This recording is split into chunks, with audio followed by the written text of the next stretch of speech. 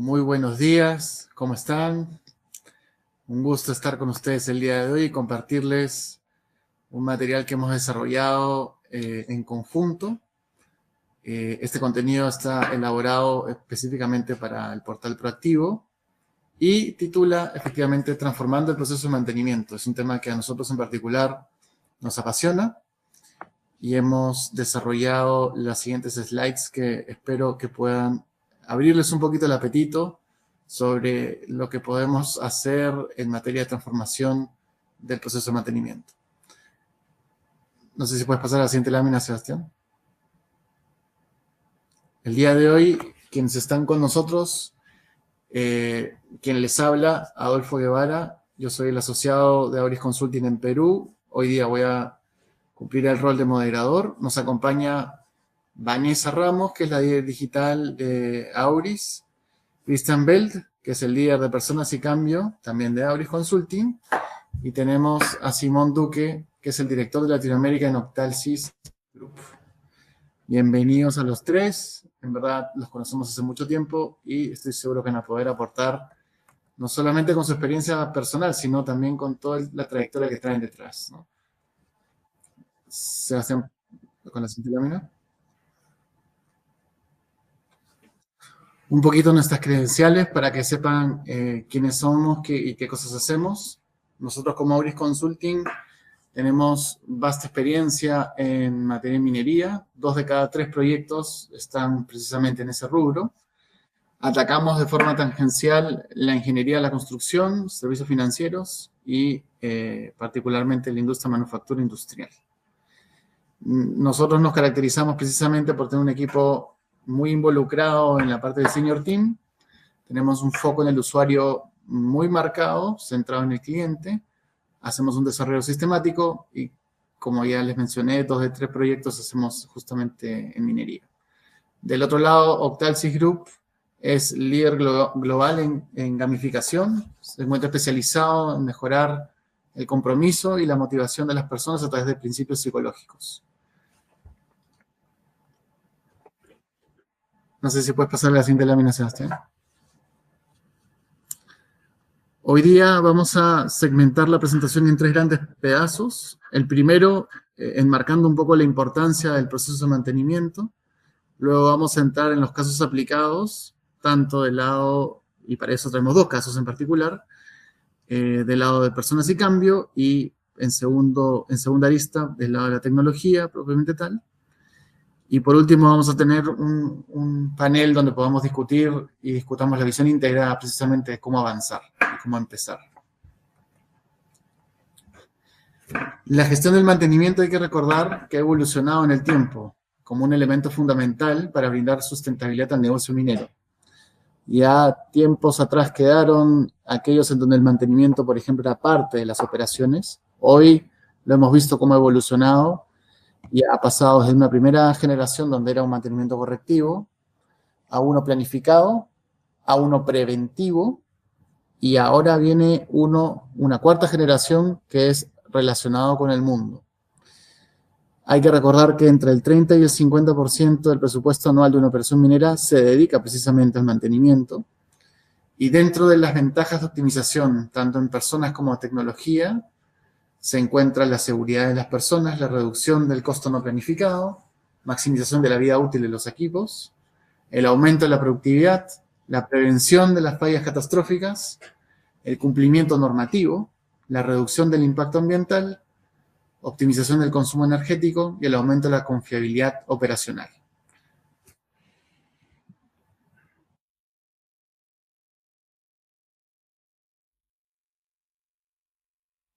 Entremos entonces en el primer ítem, y aquí, Cristian, te paso la posta para entrar en las importancias del proceso de mantenimiento. Muchas gracias, Adolfo. Hola a todos y todas quienes estén siguiendo este video. Yo les voy a relatar muy brevemente un caso de éxito de un proyecto que desarrollamos apoyando a uno de nuestros clientes, una operación de un grupo minero perteneciente al grupo de la gran minería chilena. Un cliente que se aproxima a nosotros con un desafío particular en mantenimiento asociado más bien al aspecto cultural. Como dijo Adolfo anteriormente, siendo mantenimiento un área tan relevante dentro de la gestión de una compañía minera, a nivel estratégico, por lo general, este cliente, al igual que muchas empresas, el nivel estratégico está bastante bien desarrollado. Ya existen metas, existe una visión de lo que se quiere del mantenimiento y existe también, ¿cierto?, una visión junto a un modelo operativo con una definición muy clara de ciertos procesos y protocolos que tienen que seguirse, ciertos indicadores que van a ser medidos, ciertas personas con ciertas áreas de especialización, etcétera. Y el problema de este cliente es un problema que muchas empresas tienen, que es un problema más bien de adopción. Eso quiere decir de que finalmente, habiendo una estrategia de mantenimiento, habiendo un modelo de gestión de mantenimiento o un sistema de gestión establecido, finalmente tienen que ser ciertas personas quienes tienen que hacer ciertas acciones, llevarlas a cabo en lo cotidiano y que tienen que priorizar hacer las actividades vinculadas al mantenimiento junto o dentro de todas las otras prioridades y cosas que tienen que hacer en el día a día. ¿En qué se materializaba esto? Básicamente esta empresa implementaba algo que llamaban una medición de madurez del mantenimiento, donde observaban cuántas de las conductas se hacían o no se hacían, y efectivamente eso estaba bajo lo esperado, lo cual afectaba a los distintos KPIs de mantenimiento, ¿cierto? Como finalmente los costos asociados o los tiempos productivos de máquinas y todos los otros indicadores que ustedes conocen, ¿sí? Avanza, por favor, Sebastián. Frente a este desafío, como Auris Consulting adherimos a un modelo que es bastante básico en la forma, pero bastante poderoso en el fondo, que tiene que ver con las palancas o las condiciones que aseguran el alto desempeño sostenible de las personas, que de alguna u otra manera impactan en que las personas seamos capaces de adherir a un modelo operativo de mantenimiento, por ejemplo, o algún otro desafío. Y ese modelo, ese frame, básicamente tiene tres pilares: que las personas sepamos hacer lo que tenemos que hacer, que las personas queramos hacer lo que tenemos que hacer, y en tercer lugar, que las personas tengamos las condiciones para hacer lo que se nos piden que hagan. Si es que emulamos a un equipo de fútbol, vamos a ver en el primer lugar, ¿cierto?, que las personas sepan jugar fútbol. En segundo lugar, que las personas tengan la disposición a mojar la camiseta. Y en tercer lugar, que el ordenamiento que tienen las personas en la cancha sea el óptimo para que las personas puedan dar lo mejor de sí. En base a este modelo, apoyamos al cliente primero en la dimensión de saber hacer, generando lo que llamamos una descripción detallada de las rutinas que debían hacer. ¿En qué se traduce esto? Se traduce en que ayudamos a los distintos roles quienes tenían los problemas de adherencia, primero a desarrollar un esquema muy operativizado de las conductas que tenían que implementar en mantenimiento, llevándolo al nivel de un calendario de semana de lunes a viernes con una descripción muy detallada de todas las distintas actividades que se podían hacer. Y que si bien esto puede ser considerado micromanagement, cuando una organización desea implementar estas conductas es bien importante asegurarnos y redundar en que todos sepan muy claramente qué es todo lo que deben hacer.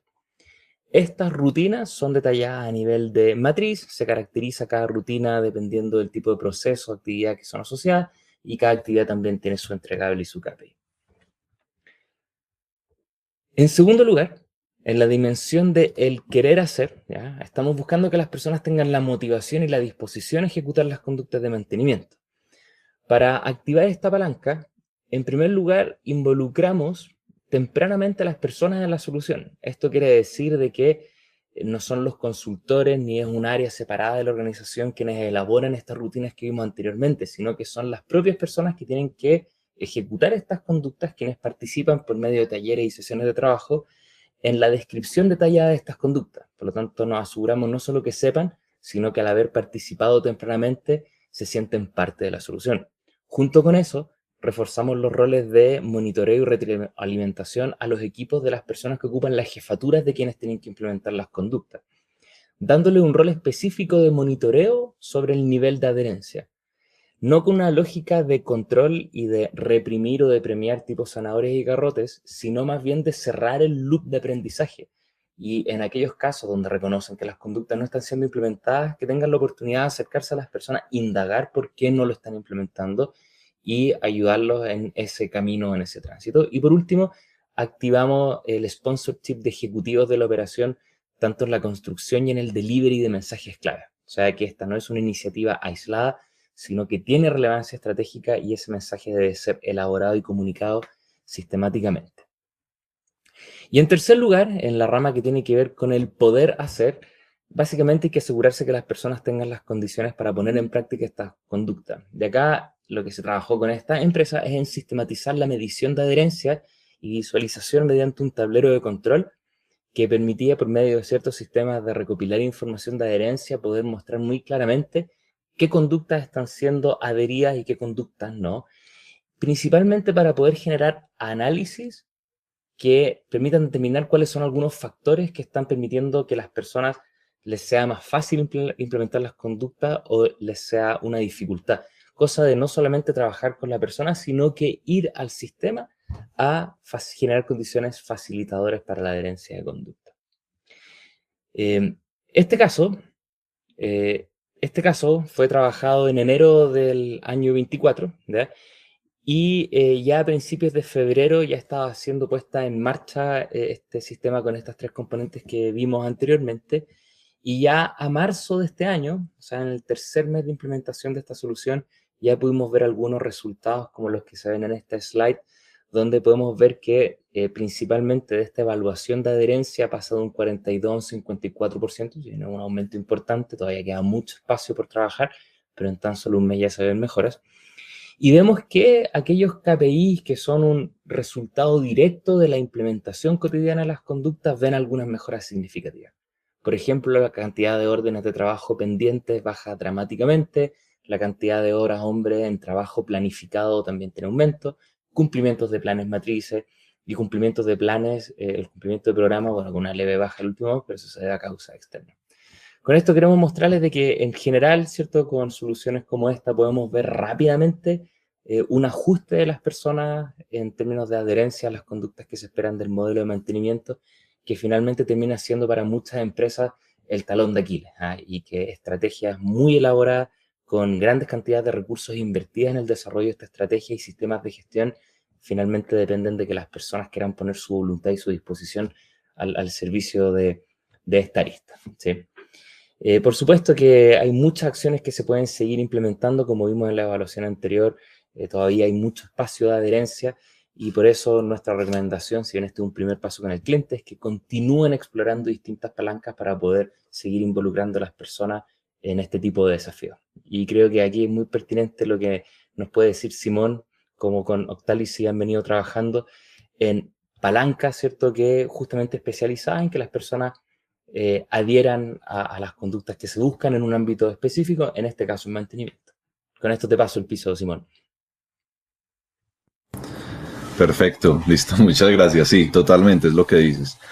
Básicamente, cuando hablamos de gamificación, muchas personas lo asociamos directamente con videojuegos o recompensas en general, pero la verdad es que la gamificación tiene sus raíces en la psicología y es en lo que nosotros en Octalysis nos especializamos, en entender esas raíces de psicología, específicamente en los diferentes tipos de motivación para poder diseñar estrategias que sean pues mucho más efectivas. Esto que ven acá, este octágono azul, es la metodología de Octalysis, que básicamente alrededor del octágono están los 8 motivadores humanos que existen. Lo interesante de la metodología no es tanto entender esos 8 motivadores, porque la motivación no es solamente si existe o no existe, sino saber que hay muchos tipos diferentes y que dependiendo de dónde estén ubicadas alrededor de ese octágono cumplen con un propósito específico. Entonces, si vamos a la siguiente diapositiva, podemos ver que acá se detalla un poquito más el nombre de cada uno de esos tipos de motivadores y ya la experiencia que Auris está montando tiene varios de ellos, que cuando los entendemos los podemos empezar a identificar. Está el 2, el 3, el 4 y el 5, pero acá les voy a hablar un poquito más de algunos que podrían hacer falta y que podrían ser muy convenientes para hacer que la experiencia actual suba de nivel y sea mucho más enganchante. Entonces, si vamos a la siguiente diapositiva, podemos ver uno de esos motivadores adicionales, que es el número 6. Nosotros lo conocemos como escasez e impaciencia. Y como dice ahí, es el que nos motiva por querer obtener algo que está fuera de nuestro alcance, que es muy difícil de obtener, o simplemente un recurso limitado en general. Si vamos a la siguiente, ahí vamos a empezar a ver algunos ejemplos de la vida real, o en este caso de películas, de objetos que, por ejemplo, el collar de diamante de Rose en Titanic, tienen mucho valor simplemente porque es muy escaso. Es un diamante gigante de un color muy específico y por ello tiene un valor casi que inmedible. En la siguiente podemos ver otro ejemplo, como lo es las clases premium o business class en los vuelos, especialmente cuando uno lo tiene en comparación con los asientos tipo turista, que son bastante incómodos. Todo este tipo de experiencias VIP a las que ciertas personas tienen acceso y otros no, también está considerado desde este tipo de motivación. El siguiente es el tiempo, también recursos un poco más escasos. De hecho, el tiempo aplicado a la siguiente diapositiva se puede ver en lo que, de hecho, pues ya en esta época seguramente está por todas partes, que es el Black Friday, un concepto de promociones que duran, en teoría, solamente un día y son muy buenos. Y por ello la gente, especialmente en Estados Unidos, incluso hacían filas o siguen haciendo filas para tratar de obtener esos objetos con un descuento muy especial antes de que se los lleven otras personas. En la siguiente diapositiva está Booking.com, que nosotros en algún momento trabajamos con ellos y seguramente muchos o todos los que estamos acá hemos utilizado Booking en algún momento. Y en Booking te empiezan a mostrar todas estas señales de es el último cuarto disponible, algunas personas están mirando, esta oferta es por tiempo limitado, todo eso tiene que ver con el tema de escasez y es lo que hace que las personas quieran participar de esa oferta pues con mucho más fuerza. Entonces acá yo creo que vamos a hablar por un momentico de cómo podríamos aplicar este motivador a todos esos procesos de mantenimiento. Desde mi lado, lo que nosotros conocemos desde Octalis y haciendo muchos proyectos es que la escasez muchas veces se tiene que crear. No es algo que nosotros tomemos y que ya exista, sino que nosotros, al momento de diseñar una experiencia gamificada o ludificada, tenemos que crearlo desde cero. Es decir, muchas veces pensamos que la motivación de una persona para hacer algo tiene que ver con darle todos los recursos disponibles para que lo haga. Y en realidad parece contraintuitivo, pero lo que hace que las personas estén motivadas a hacerlo es muchas veces limitar la cantidad de acciones o elementos con los que puede interactuar. Y solamente por el hecho de yo limitarlos hace que las personas quieran interactuar más con ellas para poder aprovechar como ese límite y tratar de usarlas al máximo posible antes de que les desaparezca la oportunidad. Entonces, si le estamos diciendo a las personas que deben hacer procesos de mantenimiento, que deben identificar, por ejemplo, riesgos o cosas similares, en un sistema gamificado les diríamos, por ejemplo, que solamente lo pueden hacer, por decir algo, 3 veces al día o 3 veces a la semana, dependiendo. Y como les dije, es contraintuitivo, pero muchas veces las personas se sienten mucho más atraídas por querer aprovechar esas 3 veces que tienen disponibles en vez de yo decirles que lo pueden hacer las veces que quieran. Esto tiene que ver con escasez. Si pasamos ya a la siguiente, vemos el otro motivador, que es impredecibilidad y curiosidad, y es simplemente el de querer saber qué va a pasar después. En la siguiente hay un ejemplo que es, por ejemplo, cuando leemos una novela y está muy buena y queremos saber cómo va a terminar. Eso es lo que hace que sigamos leyendo y leyendo. Hoy en día, más recientemente, también está el tema de todas las plataformas de streaming como Netflix, HBO, en donde al final de cada temporada o cada capítulo queremos ver el siguiente para ver qué fue lo que o qué es lo que va a pasar con los personajes. Y los casinos también, pues muy evidente cuando estamos todo el tiempo estripando un botón o bajando una palanca para ver el resultado. Este es un caso real muy interesante que pasó hace muchos años con las típicas cámaras de fotomultas en una de las autopistas o como vías principales de Estocolmo, en Europa. Y básicamente ellos querían rebajar la velocidad promedio de las personas que pasaban por ahí.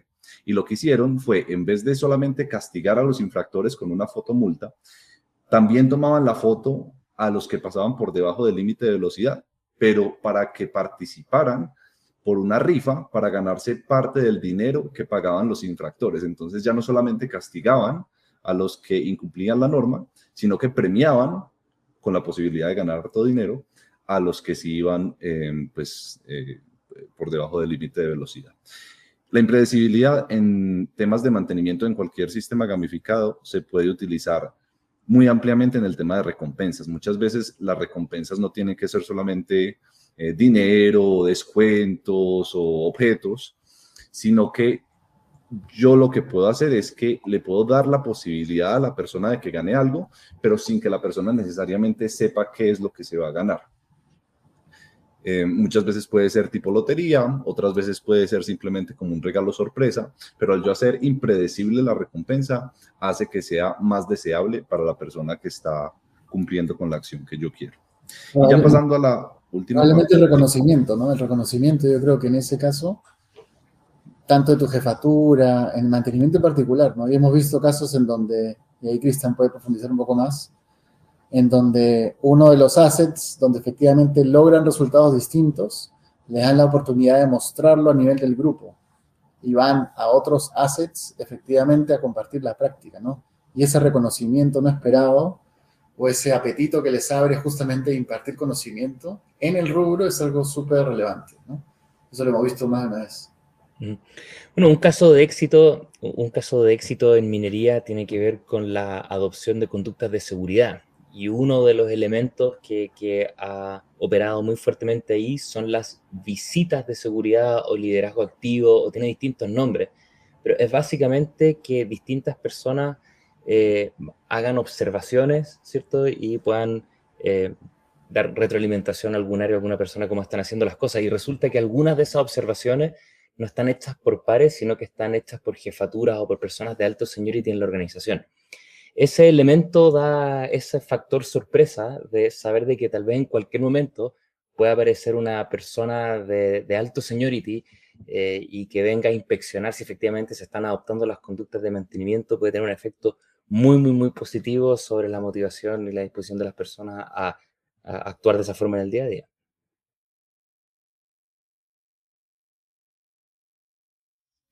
Perfecto. Y ya para cerrar esta parte, en la siguiente diapositiva, ya podemos ver la división que tiene el octágono en diferentes lados. En este caso vamos a ver solamente la división entre los motivadores que están en la parte izquierda y en la parte derecha del octágono. Los que están en la izquierda son los extrínsecos, como lo ven ahí, y a la derecha los intrínsecos. ¿Qué quiere decir esto?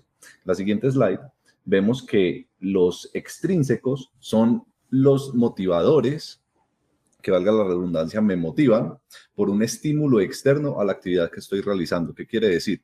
Está relacionado muy fuertemente con todo lo que es reconocimiento, recompensa, recursos como el dinero, descuentos, todo este tipo de cosas. Entonces, en resumen, cuando las personas estamos motivadas de forma extrínseca, realizamos la acción que nos piden realizar, no porque la acción que estemos haciendo, la actividad que estemos haciendo sea divertida, sino porque vamos a obtener algo a cambio.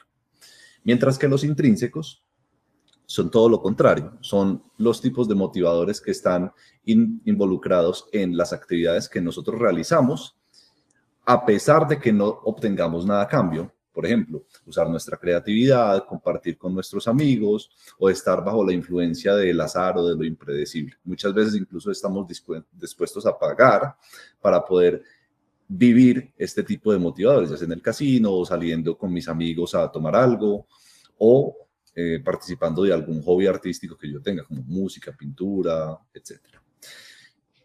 ¿Para qué nos sirven esos motivadores? Si vamos a la siguiente, vamos a ver pues para qué son buenos. Básicamente, los extrínsecos los llamamos orientados a resultados porque son especialmente buenos para atraer nuevas personas a la experiencia gamificada, porque ellos al principio no la conocen, pero yo les puedo ofrecer algún tipo de recompensa o incentivo para que justifique el hecho de que ellos vengan y lo prueben al menos. Mientras que los intrínsecos son más orientados a la experiencia. ¿Qué quiere decir? Cuando ya la persona vino y se registró y está en mi sistema gamificado, esos son los que hacen que se queden y que vuelvan día tras día a hacer las acciones que yo diseñé dentro de ese sistema. En este caso, pues hacer el mantenimiento preventivo, que hagan, ustedes saben mucho mejor que yo esto, pero pues todas las acciones que tienen que ver con que todos los equipos estén funcionando en perfecto estado. Eso es lo que hace que ellos sigan viniendo, porque si yo solamente me quedo con lo extrínseco, con las recompensas, se me vuelve muy caro mantener el sistema gamificado. Si cada que yo le pido a una persona que haga algo, le tengo que pagar, entre comillas, para que lo haga, se vuelve insostenible. Entonces, por eso son muy importantes los del lado derecho. Y ya la última slide es esta parte de acá que nos muestra cómo nosotros analizamos diferentes grupos de usuarios o personas o jugadores, como queramos llamarlos, en términos de los 8 motivadores. Podemos ver que el octágono azul tiene, en este caso, como lo están viendo ahí, algunos de los motivadores que están mucho más fuertes, otros que están más débiles. Nosotros, después de hacer una serie de entrevistas, de conocer a las personas, de hacerles las preguntas correctas, podemos identificar para ciertos grupos poblacionales cómo se motivan principalmente, y esto es lo que va a hacer que mi estrategia gamificada sea mucho más efectiva, porque ya no solamente estoy adivinando qué podría funcionar, sino que con criterio sé qué tipo de cosas son las que motivan a las personas con las que yo estoy trabajando. Entonces, esto sería probablemente un siguiente paso muy bueno: analizar a las personas, encontrar cuáles son sus motivadores más fuertes y seguir diseñando y mejorando el sistema a favor de esos motivadores. Perfecto. Pasemos a la siguiente, si les parece. Tenemos un segundo caso y para esta parte te paso a ti el micro, Vanessa. Sí, gracias. Y gracias a Cris y a Simón por la apreciación y la explicación del otro caso. Quisimos ahora entregar un caso diferente, un caso en el cual también como una minera los apoyamos más desde la tecnología, nos anclamos cómo transformar el proceso de transformación del mantenimiento utilizando distintas formas y distintas soluciones tecnológicas. Entonces, en la próxima slide, aquí hay una mirada a gran plano, las vamos a ir explicando y detallando una a una, pero en primera plana, para que puedan entender lo que vamos a ver, nosotros abordamos todo el proceso de mantenimiento desde planificación, la programación y la ejecución, y abordamos y encontramos casos de negocio para incorporar tecnologías que caían dentro del área de los habilitadores, ¿cierto? Que es qué necesitamos para capturar, retener y almacenar los datos que se necesitan para gestionar un proceso de forma efectiva. Todo lo que está asociado a productividad, que especialmente ahora está muy en boga, ¿cierto? Todo el mundo quiere incorporar inteligencia artificial y machine learning, videoanalítica a sus procesos. Entonces encontramos soluciones y casos de uso relacionados a eso, a ese pilar, por ejemplo. Y luego en el último pilar están todas las tecnologías y las soluciones que abordan cómo interactúan los distintos stakeholders con la información que se genera o con el proceso que se quiere optimizar. Entonces, empezando por acá, no solo vamos a ver, les voy a ir explicando algunos. Nosotros al final levantamos 20 casos de usos diferentes, los codiseñamos con esta minera y con el equipo de la minera, pero yo escogí algunos que fuesen interesantes para conversar, y mientras vayamos uno por uno les voy a ir dando también algunos hints de cómo nosotros abordamos las cosas que son importantes para revisar. Entonces, en el lado de los habilitadores, por ejemplo, dos de los casos de uso que vimos fue encontrar los lugares efectivos y las partes del proceso efectivas donde se debían implementar sensores en los equipos y que esos equipos permitieran el monitoreo simultáneo de la temperatura, detectar fallas en forma temprana y ejecutar reemplazos de forma efectiva y proactiva. Y también de forma interesante, que esta puede ser un poquito más al borde de lo novedoso y de la innovación, hicimos un caso de uso para implementar usando blockchain y un distributed ledger, la gestión del mantenimiento y las credenciales de los contratistas, y también un poco de la sensorización, para que así fuese más efectivo, requiriese menos interacción de las personas, fuese más automático y pudiese compartir la información entre todos los usuarios. Es importante que para todo esto, nosotros empezamos, y este es el primer hint, nosotros empezamos como desde la evaluación del nivel de madurez, evaluamos la ambición que tenían y después hicimos un levantamiento del estado del arte en cuáles eran las actividades que cuáles eran las soluciones que se podían integrar para una transformación total del proceso. En la próxima slide, de ahí vamos a ver, aquí hay 2 ejemplos también de qué hicimos en temas de productividad. Y algunos de estos son relativamente, parecen sencillos, ¿cierto? Porque aquí hablamos de plataformas de visualización para compartir datos y otras cosas también que son bien cercanas a todos, que es como estaba diciendo, la inteligencia artificial y la analítica que todo el mundo quiere implementar. Entonces, en este caso, 2 de los casos de uso que levantamos fue que nos dimos cuenta que los administradores del contrato, de los contratos de mantenimiento, pasaban mucho tiempo recolectando y recopilando y agregando información para poder gestionar ese contrato. Entonces creamos, y esto probablemente es más bajo tecnológicamente, pero sí ahorró muchas horas, se desarrolló el caso de uso para que hubiese una plataforma integrada donde se visualizaran e integraran todos estos datos que tenían fuentes que a veces no conversaban, no eran interoperables, pero en una sola plataforma sí ya los tenían. Era más fácil que el administrador del contrato pudiese tomar acciones sobre los distintos contratos que tenía relacionados a mantenimiento. Y también creamos una plataforma colaborativa que apoyaba de forma proactiva coordinar las actividades antes de las mantenciones mayores de los proveedores y desde el mandante en este caso. Así también ahorrando ese tiempo. Ahí yo creo que el segundo hint de todo esto es que todo lo que hicimos se rescató, y todas las soluciones que las levantamos y las desarrollamos a la medida.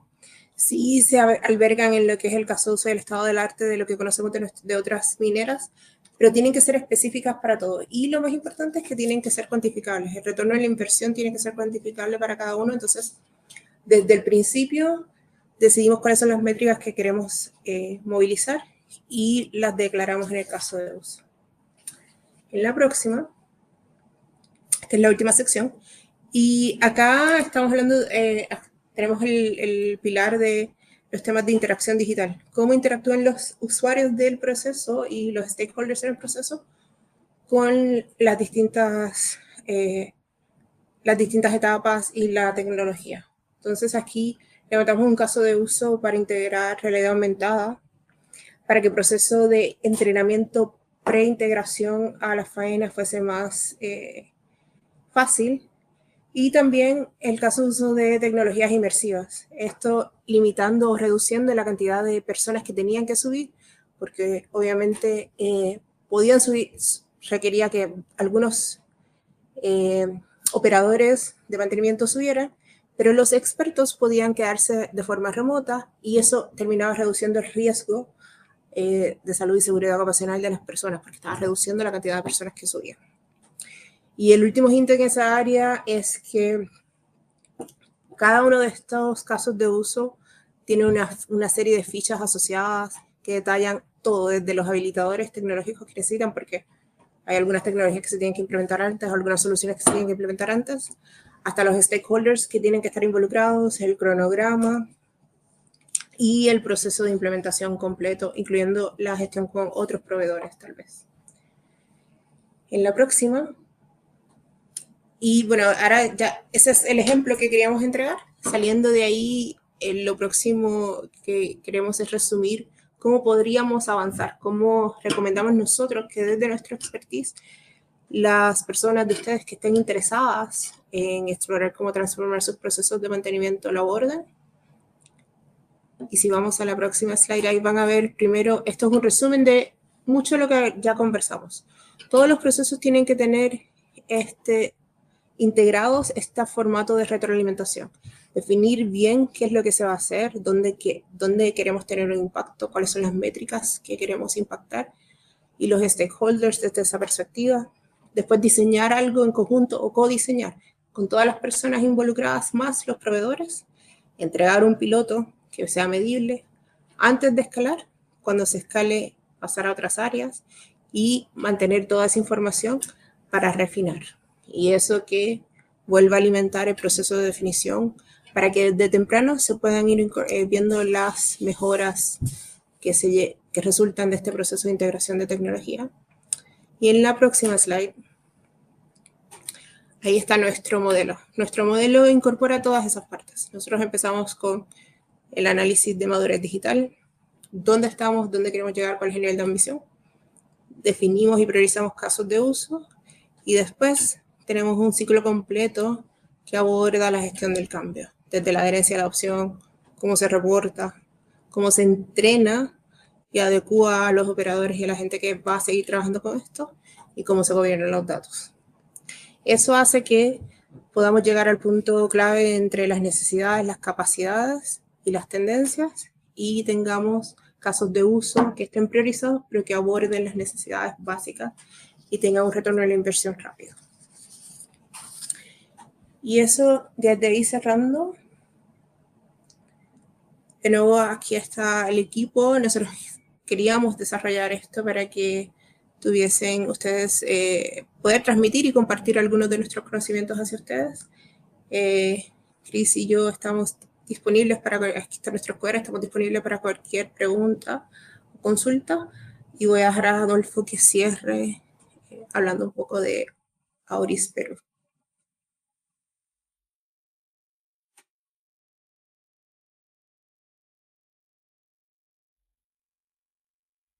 Parece que Adolfo está con un problema de conexión, pero básicamente... ahí está. Perdón, sí, me quedé muteado. No, que muchas gracias, Vanessa. Muchas gracias, Simón. Cristian, igual.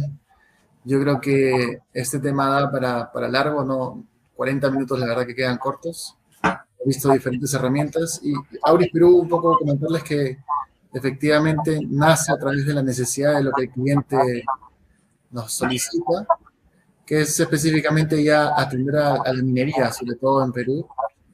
Y nosotros estamos ya con las puertas abiertas, ¿no? Ya tenemos más de un año ya y con hartas ganas de poder participar en diferentes ámbitos. Eso de mi lado ha sido verdaderamente un gusto. Ojalá el material haya servido y nos vemos en una próxima oportunidad.